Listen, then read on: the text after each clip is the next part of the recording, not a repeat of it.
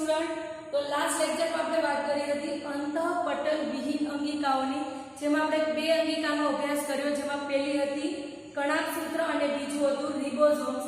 તો આજે આપણે અંતઃપટલ વિહીન અંગિકાની લાસ્ટ અંગિકા ભણવાની છે, જેનું નામ છે રંજક કણ। તો પહેલા આપણે એ જોઈએ કે રંજક કણ છે તે ક્યાં જોવા મળે છે। તો ખાસ યાદ રાખજો, બધી જ વનસ્પતિના કોષોમાં રંજક કણ છે તે જોવા મળે છે। પ્લસ એક પ્રજીવ સમુદાયનું એક્ઝામ્પલ છે, જેનું નામ છે યુગ્લિનોઇડ્સ। તો યુગ્લિનોઇડ્સના કોષોમાં પણ રંજક કણ છે તે જોવા મળે છે। હવે યુગ્લિનોઇડ્સ છે તે વનસ્પતિ છે કે પ્રાણી છે? તો જે વનસ્પતિ શાસ્ત્રીઓ છે તે યુગ્લિનોઇડ્સને વનસ્પતિઓમાં કાઉન્ટ કરે છે, કારણ કે તેના કોષોની અંદર રંજક કણ જોવા મળે છે એટલા માટે। ત્યારબાદ હવે પ્રાણીશાસ્ત્રીની વાત કરીએ તો પ્રાણીશાસ્ત્રી છે તે યુગ્લિનોઇડ્સને પ્રાણીમાં સમાવેશ કરે છે, કારણ કે તેના અમુક લક્ષણો એવા છે કે જે પ્રાણીઓને મળતા આવે છે, જેથી યુગ્લિનોઇડ્સ છે તે પ્રાણીમાં પણ કાઉન્ટ થાય છે અને વનસ્પતિઓમાં પણ કાઉન્ટ થાય છે, બરાબર। હવે જે રંજક કણ છે તેનો આકાર થોડો એવો મોટો હોય છે, જેથી તેને આપણે માઇક્રોસ્કોપમાં જોવું હોય તો ઈઝીલી જોઈ શકીએ છીએ, બરાબર। હવે વાત કરીએ કે જે રંજક કણ છે તે રંજક દ્રવ્યો આપે છે। શું આપે છે? રંજક કણ છે તે રંજક દ્રવ્યો આપે છે, અને રંજક દ્રવ્યોનું કાર્ય શું છે? વનસ્પતિને જુદા જુદા રંગ આપવાનો। આપણે ગાર્ડનમાં ગયા છે તો જોયું હશે ઘણી વખત કે જે વનસ્પતિ હોય છે તે વિવિધ રંગની આપણે જોઈએ છે। તો વિવિધ રંગનું હોવાનું કારણ છે કે તેની અંદર વિવિધ પ્રકારના રંજક દ્રવ્યો આવેલા છે, જેથી તે વનસ્પતિનો આ જે રંગ છે તે જુદા જુદા પ્રકારનો આપણે જોઈએ છીએ। હવે જે રંજક કણ છે તેની અંદર કયા કયા રંજક દ્રવ્યો આવેલા છે તેના આધારે તેને ત્રણ ભાગમાં વર્ગીકૃત કરવામાં આવ્યા છે, જેમાં પહેલું છે હરિત કણ, બીજું છે રંગ કણ અને ત્રીજું છે રંગહીન કણ। શું છે? રંજક કણની અંદર કયા કયા રંજક દ્રવ્યો આવેલા છે તેના આધારે રંજક કણને ત્રણ ભાગમાં વર્ગીકૃત કરવામાં આવ્યા છે, જેમાં પહેલું છે હરિત કણ, બીજું છે રંગ કણ અને ત્રીજું છે રંગહીન કણ। તો પહેલા આપણે જોઈએ હરિત કણ।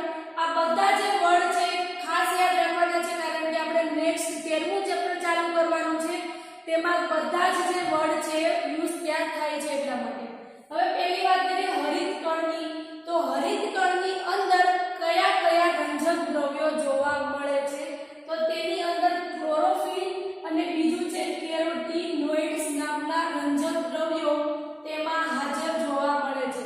હરિત કણની અંદર કયા કયા રંજક દ્રવ્યો જોવા મળે છે? ક્લોરોફિલ અને બીજું છે કેરોટીનોઇડ્સ।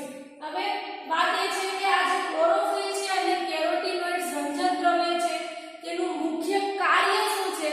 તો જ્યારે વનસ્પતિ હોય છે એ પ્રકાશ સંશ્લેષણની પ્રક્રિયા કરશે, તે પ્રકાશ સંશ્લેષણની પ્રક્રિયા કરવા માટે તેને શક્તિની જરૂર પડશે, તો એ શક્તિ ગ્રહણ કરવાનું કાર્ય આ બંને રંજક દ્રવ્યો કરશે। ફરીથી તેનું કાર્ય રિપીટ કરું છું, જ્યારે વનસ્પતિ હોય છે તે શું કરશે? પ્રકાશ સંશ્લેષણની પ્રક્રિયા કરશે, એટલે તેને શક્તિની જરૂર પડશે, અને શક્તિ જે છે તે ગ્રહણ કરવાનું કાર્ય આ બંને રંજક દ્રવ્ય છે તે કરે છે।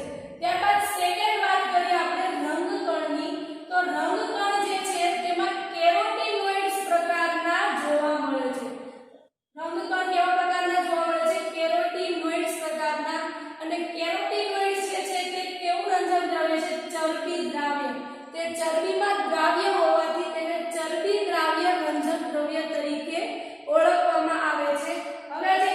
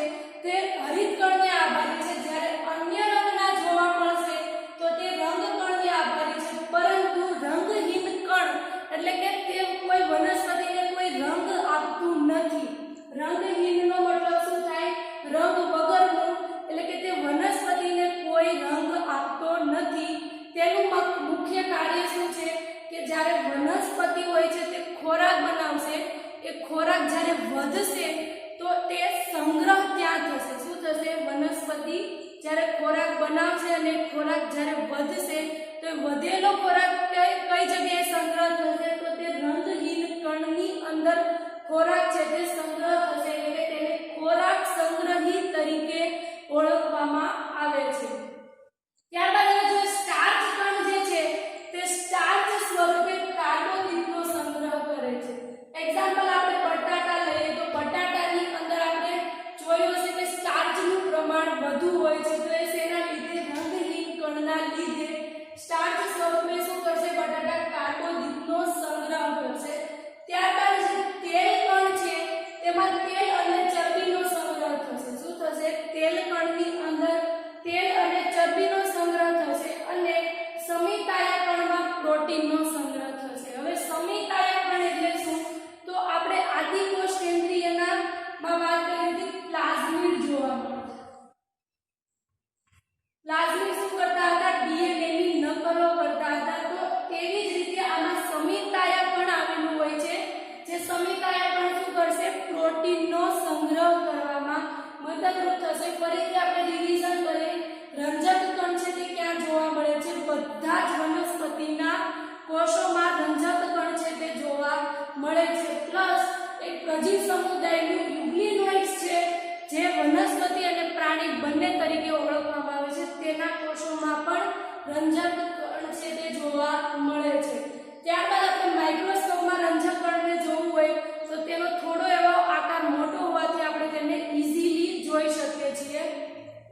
સેકન્ડ, રંજક કણ જે છે તે શું કરે છે? વિવિધ પ્રકારના રંજક દ્રવ્યો આપે છે, જેથી શું થશે? વનસ્પતિ છે તે આપણને જુદા જુદા રંગ જે છે તે આપે છે.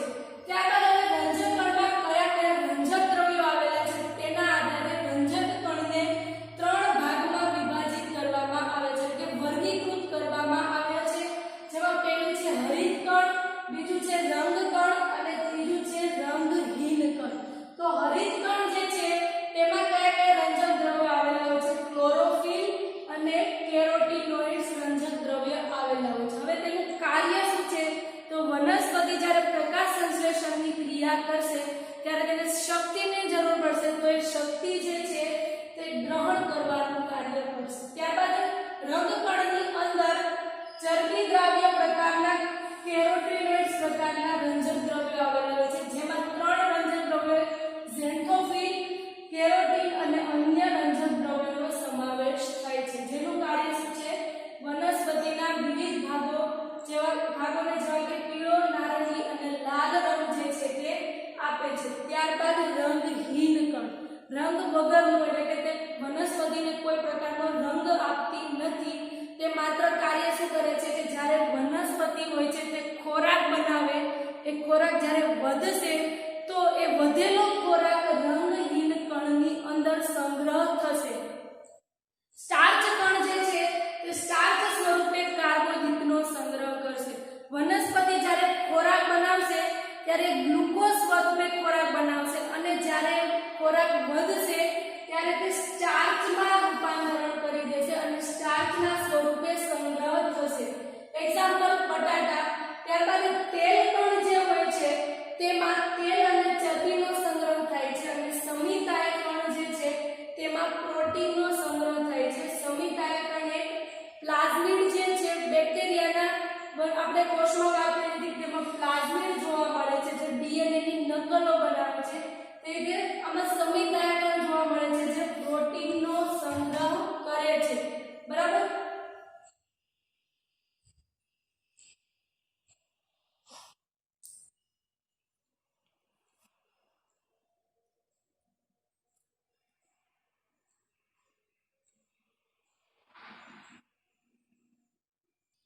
તો આપણે જે 3 ભાગોમાં વર્ગીકૃત કર્યા તેની વાત કરી.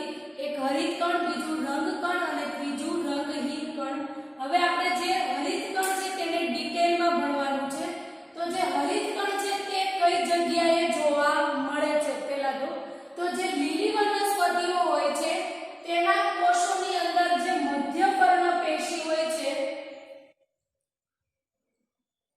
તો આપણે જે વાત કરી હતી કે જે રંજક કણ છે તેને ટોટલ 3 ભાગમાં વર્ગીકૃત કર્યા: હરિત કણ, રંગ કણ અને રંગહીન કણ.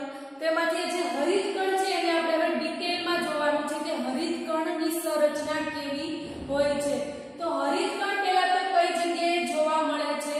તો જે લીલી વનસ્પતિઓ છે તે લીલી વનસ્પતિઓના પર્ણની અંદર જે મધ્ય પર્ણ પેશી આવેલી હોય છે તેના કોષોની અંદર હરિત કણો હાજર જોવા મળે છે.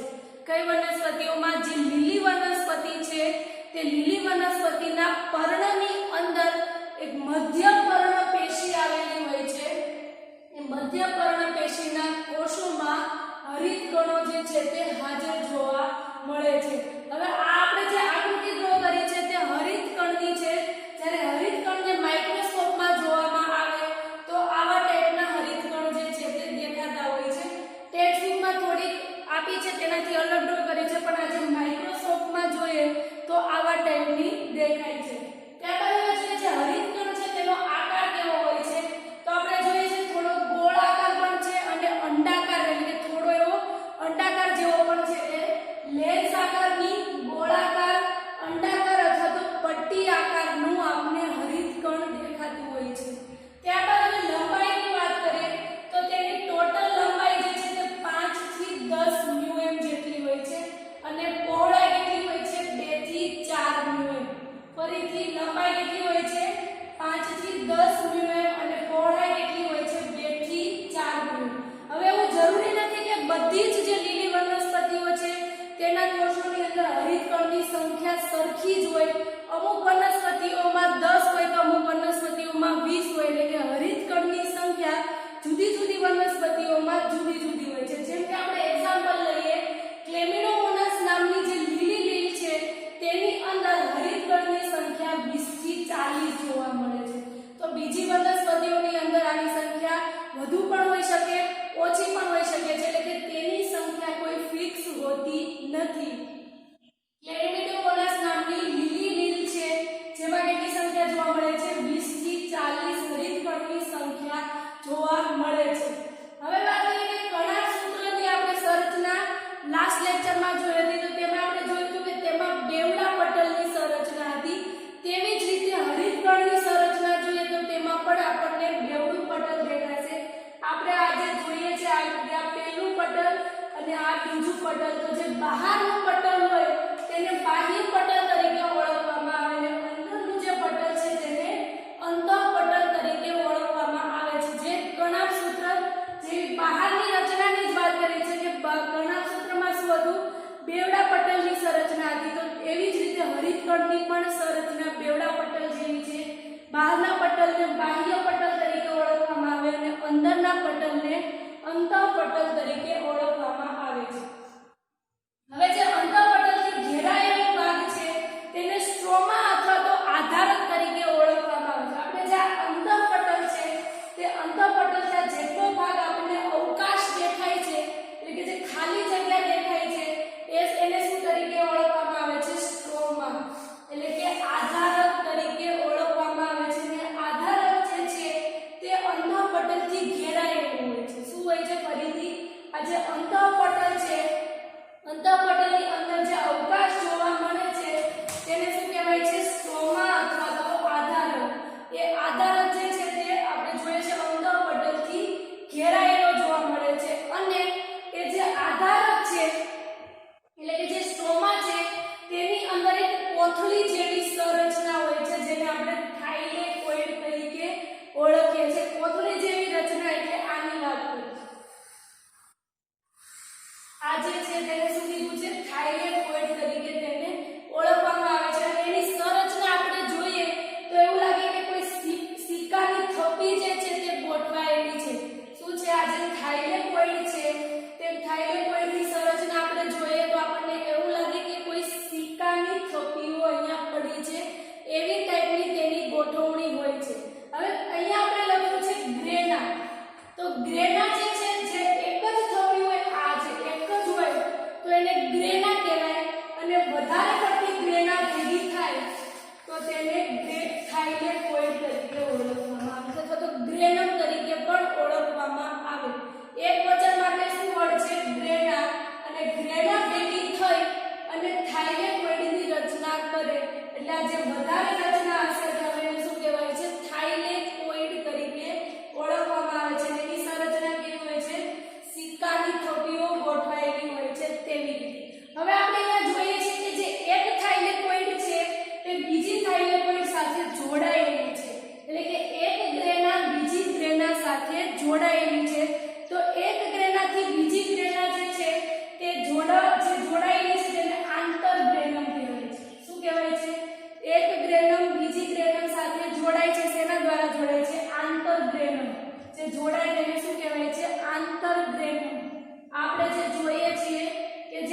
ગ્રેના છે તે બધી એકબીજા સાથે જોડાયેલી છે, જેને આંતરગ્રેનમ તરીકે ઓળખવામાં આવે છે. પ્લસ આપણે જે હરિતકણ છે તો તેની અંદર રિબોઝોમ પણ જોવા મળે છે, ત્યારબાદ તેમાં સ્ટાર્ચ પણ જોવા મળશે અને મેદ બિંદુઓ પણ તેની અંદર હાજર જોવા મળે છે.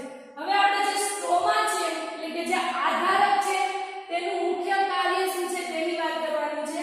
તો જે કાર્બોદિત અને પ્રોટીન સંશ્લેષણ કરવાનું હોય છે તો તેના માટેના ઉત્સેચકો જે સ્ટ્રોમા છે તે ધરાવે છે, કારણ કે વનસ્પતિ જે હોય છે તેને જેની ખોરાકની જરૂર પડશે અને ખોરાક જે છે કયા સ્વરૂપે બને છે? કાર્બોદિત.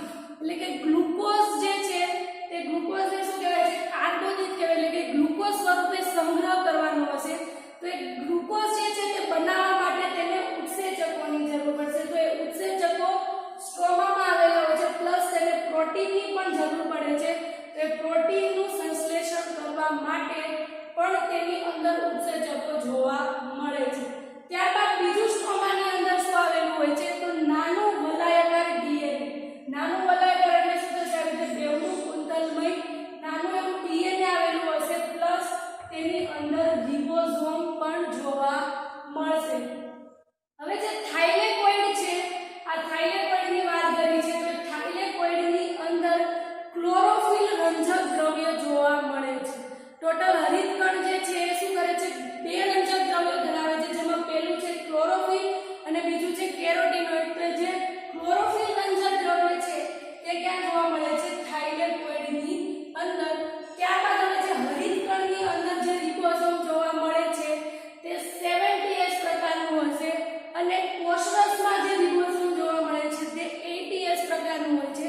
તો હરિતકણની અંદર જે રિબોઝોમ જોવા મળે છે તે નાનું હોય છે, જ્યારે કોષરસમાં જે રિબોઝોમ જોવા મળે છે તે થોડું મોટું હોય છે. ફરીથી આપણે રિવિઝન કરી લઈએ કે જે હરિતકણ છે તે હરિતકણ ક્યાં જોવા મળે છે? તો હરિતકણ જે છે તે લીલી વનસ્પતિઓના પર્ણની અંદર જે મધ્ય પર્ણપેશી આવેલી હશે તેના કોષોની અંદર હરિતકણ જે હોય છે તે હાજર હોય છે. ત્યારબાદ આકાર કેવો હોય છે? લેન્સ આકાર, ગોળાકાર, અંડાકાર અથવા તો પટ્ટી આકારનો. લંબાઈ 5 થી 10 mm, પહોળાઈ 2 થી 4 mm. બધા જ વનસ્પતિના જે કોષો હોય છે લીલી વનસ્પતિઓના તેના કોષોમાં હરિતકણની સંખ્યા જુદી જુદી હોય છે. જેમ કે ક્લેમિડોમોનાસ નામની લીલી લીલ છે તો તેમાં 20 થી 40 જેટલી સંખ્યામાં હરિતકણો હાજર હોય છે. કણાસૂત્રની જેમ હરિતકણની પણ બેવડી સંરચના હોય છે, કારણ કે કણાસૂત્રની આપણે વાત કરી હતી તો તેમાં પણ બે પટલ હતા, બાહ્ય પટલ અને અંતઃપટલ. તો તેવી જ રીતે હરિતકણમાં પણ બાહ્ય પટલ અને અંતઃપટલ જે હોય છે તે જોવા મળે છે. હવે વાત કરીએ કે જે અંતઃપટલ જે છે એ ઓછું પ્રવેશી હોય છે. લાસ્ટમાં કહેતા ભૂલી ગઈ હતી, જે અંદરનું પડ છે તે ઓછું પ્રવેશી હોય છે. આ પડની વાત કરી છે કે જે શું કરશે? ઓછું પ્રવેશી હશે, જેથી જે અંદરના દ્રવ્યો જે છે તે બહાર નહીં જઈ શકે અને બહારના દ્રવ્યો અંદર નહીં આવી શકે. એટલા માટે જે અંદરનું પડ છે તે ઓછું પ્રવેશી હોય છે, જે અમુક વસ્તુઓનો પ્રવેશ થવા દેતી નથી. અંતઃપટલની જે રચના ઘેરાયેલી હોય છે, આ બધી રચનાની વાત કરી છે, જેને આધારક અથવા તો સ્ટ્રોમા તરીકે ઓળખવામાં આવે છે. હવે સ્ટ્રોમાની અંદર બીજું શું હોય છે? આજે આપણે કોથળી જેવી સંરચના જોઈએ છીએ, જેને થાઇલેકોઇડ તરીકે ઓળખવામાં આવે છે. એક જ હોય તો તેને શું કહેવાય? ગ્રાના. એક વચન માટે ગ્રાના, અને વધારે આવેલી હોય તો તેને થાઇલેકોઇડ તરીકે ઓળખવામાં આવે છે. હવે થાઇલેકોઇડની સંરચના કેવી હોય છે? કે સિક્કાની થપ્પીઓ ગોઠવાયેલી હોય તેવી સંરચના આપણે તેને જોઈએ છીએ. ત્યારબાદ એક થાઇલેકોઇડ બીજા થાઇલેકોઇડ સાથે જોડાયેલી હોય છે, જેને આંતરગ્રેનમ તરીકે ઓળખવામાં આવે છે. ત્યારબાદ સ્ટ્રોમાનું કાર્ય શું છે? કાર્બોદિત અને પ્રોટીનનું સંશ્લેષણ કરવા માટેના જે ઉત્સેચકો હોય છે તે ઉત્સેચકો સ્ટ્રોમા ધરાવે છે. ત્યારબાદ સ્ટ્રોમાની અંદર એક નાનું વલયાકાર ડીએનએ અને રિબોઝોમ પણ જોવા મળે છે. અને થાઇલેકોઇડમાં ક્લોરોફિલ રંજક દ્રવ્ય જોવા મળે છે. અને થાઇલેકોઇડ હોય છે તેની અંદર ક્લોરોફિલ રંજક દ્રવ્ય જોવા મળે છે. અને હરિતકણની અંદર જે રિબોઝોમ જોવા મળે છે પ્રકારના હોય છે અને જે કોષરસમાં રિબોઝોમ હોય છે તે ATS પ્રકારના હોય છે. તો આ જે હરિતકણની અંદર જે રિબોઝોમ જોવા મળે છે તે થોડા નાના એવા હોય છે.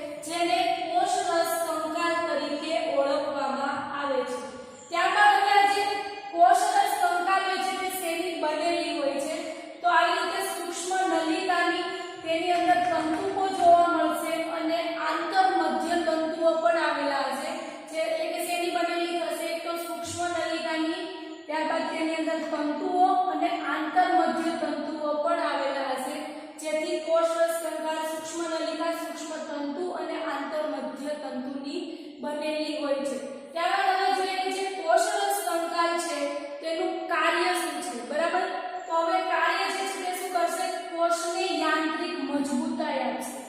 શું કરશે, કોષ જે છે તેને યાંત્રિક મજબૂતાઈ આપશે. ત્યારબાદ ચલિત તાપમાનમાં પણ ભાગ ભજવશે. જેમ કે આપણે કોષ જે હોય છે તે મુખ્યત્વે બે પ્રકારના હોય છે, એક ચલિત હોય છે, બીજા અમુક કોષો હોય છે તે અચલિત હોય છે. ચલિત કોષો શું કરશે, એક જગ્યાએથી બીજી જગ્યાએ વહન કરી શકશે, જ્યારે અચલિત કોષો વહન કરી શકશે નહીં.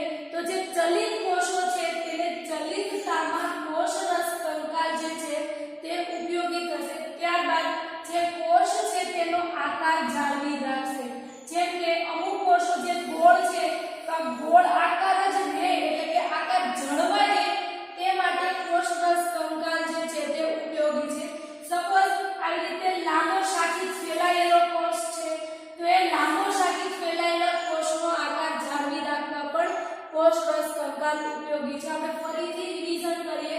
કોષરસ કંકાલ એટલે શું, તો કોષરસની અંદર જોવા મળે છે અને તંતુમય પ્રોટીનથી ફેલાયેલી અને આવી રીતે જાળીદાર સંરચના હોય છે, જેને કોષરસ કંકાલ તરીકે ઓળખવામાં આવે છે. શેની બનેલી હોય છે, સૂક્ષ્મ નલિકા, સૂક્ષ્મ તંતુ અને આંતરમધ્ય તંતુઓની બનેલી હોય છે. કાર્ય કોષને યાંત્રિક મજબૂતાઈ આપશે, કોષને ચલિતતામાં ઉપયોગી થશે અને જે કોષ હોય છે તેનો આકાર જાળવી રાખવામાં વગેરે જેવા કાર્યો કોષરસ કંકાલ જે છે તે કરે છે.